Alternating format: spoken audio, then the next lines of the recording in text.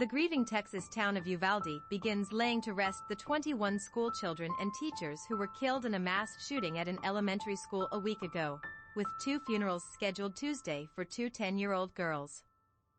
According to obituaries on the websites of Uvalde's 2 funeral homes, Amory Jo Garza was sweet, sassy and funny, and loved swimming and drawing.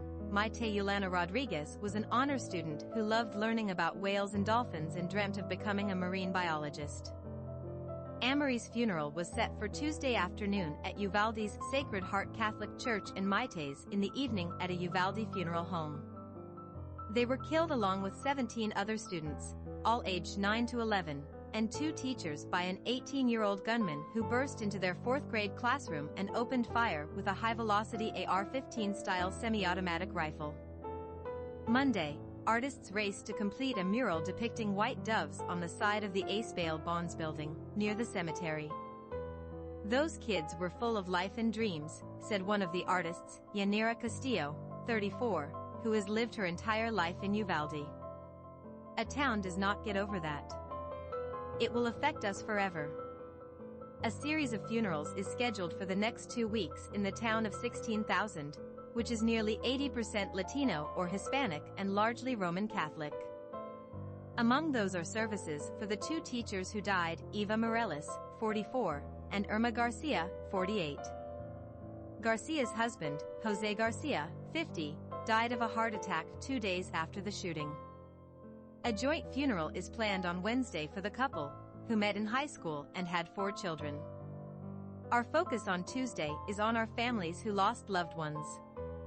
We begin burying our children tomorrow, the innocent victims of last week's murders at Robb Elementary School, Uvalde Mayor Don McLaughlin said in a statement announcing the cancellation of a scheduled city council meeting on Tuesday.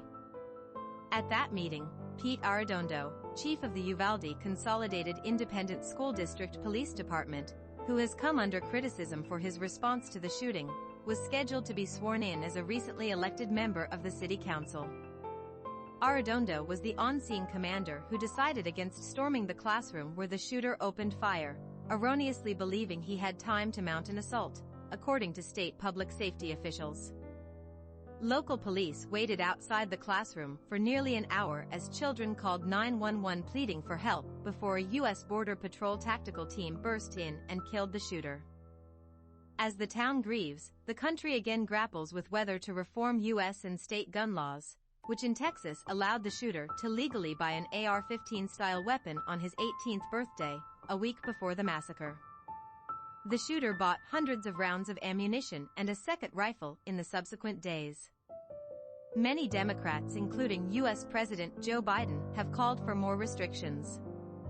Republicans have successfully held off gun control measures, and in many states expanded gun rights in recent years, saying gun control only deprives law-abiding citizens of their rights. Biden has backed such actions as a renewed assault weapons ban and universal background checks.